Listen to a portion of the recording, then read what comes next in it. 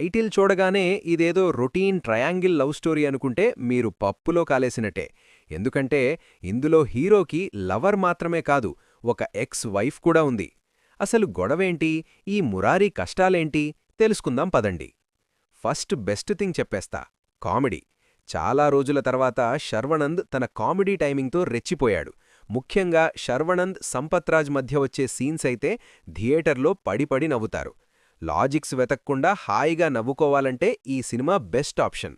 అంతేకాదు, క్లైమాక్స్లో ఒక ఇంట్రెస్టింగ్ ట్విస్ట్ ఉంది. అది సినిమాకి మేజర్ ప్లస్ పాయింట్.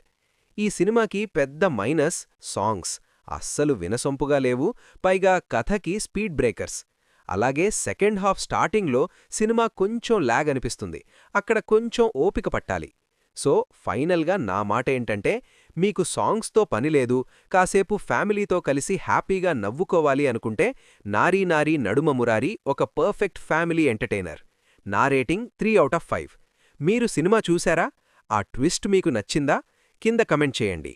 మరిన్ని జెన్యూన్ రివ్యూస్ కోసం సబ్స్క్రైబ్ చేసుకోండి.